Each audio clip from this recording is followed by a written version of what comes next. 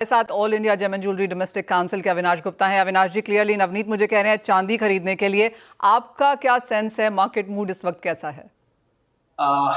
Manisha ji, I completely agree with Navneet. Silver और चांदी के रेशियो के बीच में अगर से मैं इन्वेस्टमेंट के एंगल से देखता हूं तो definitely that strategy should be there. चांदी ज्यादा लेनी चाहिए और सोना कम लेना चाहिए एज एन इन्वेस्टमेंट।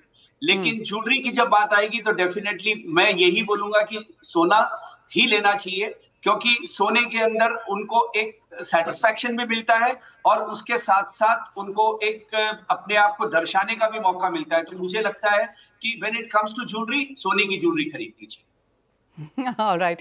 अविनाश जी, जिस तरह से प्राइस मूवमेंट हमने यहाँ पर आता हुआ देखी है, क्लियरली लोग खरीद रहे हैं और जैसे आपने कहा ज्वेलरी भी इन्वेस्टमेंट पे तौर पर ले रहे हैं। चांदी की ऑफकोर्स बाइंग जोरदार है। सोना अगर हम 700-800 टन इंपोर्ट करते हैं, चांदी हम 5000-6000 टन इंपोर्ट करते हैं। That is the kind of consumption जो हम भारतीय बाजारों में यहाँ पर आता हुआ देख रहे हैं।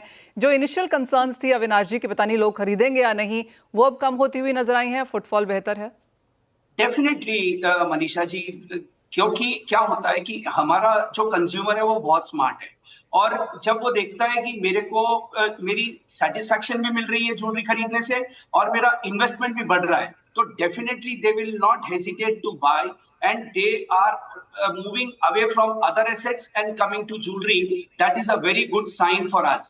और उसके साथ साथ GJC has started Lucky Lakshmi also, तो उसका भी बेनिफिट ज्वेलर्स को मिल रहा है and consumers are enjoying that also. तो मुझे लग रहा है कि फुटफॉल हैज इंक्रीज्ड और ये दिवाली बहुत अच्छी जाने वाली है ज्वेलरी के लिए। मैं इसका बहुत ही अच्छे से समझता हूँ कि इस बार की दिवाली ज्वेलर के लिए बहुत अच्छी होने वाली है।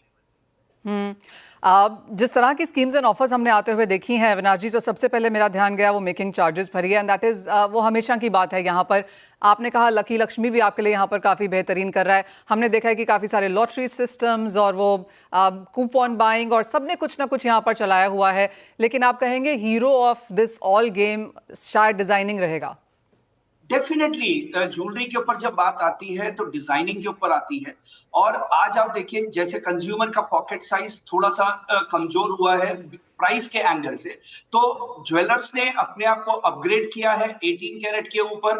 डायमंड स्टडेड ज्वेलरी में 14 कैरेट के अंदर और 9 कैरेट के अंदर जा रहे हैं। तो कंज्यूमर के पॉकेट को देखते हुए jeweller is upgrading themselves in design as well as their adaptability. New generation को नजदीक लाने के लिए कलर स्टोन के साथ में बहुत खेल खेला जा रहा है। तो मुझे लग रहा है कि jeweler is very much in the game of purchasing of jewelry for the consumer. Absolutely. तो जहाँ तक जैसे अविनाश कह रहे हैं कि काफ़ी कुछ डिज़ाइन पे यहाँ पर डिपेंड करेगा और साथ ही साथ कैरेटेजेस पे होगा और लोग नई नई चीज़ें यहाँ पर देख भी रहे हैं। लेकिन जो उनकी पहली लाइन थी और जो नवनीत की लास्ट लाइन थी, हमारी हेडलाइन आज वही है कि चांदी में निवेश करना है और सोने की ज्वेलरी खरीदनी है। इसी तरह से इस धनतेरस पे आपको काम करना है। अविनाश जी, बहुत शुक्रिया साथ जुड़ने के लिए एंड क्लियरली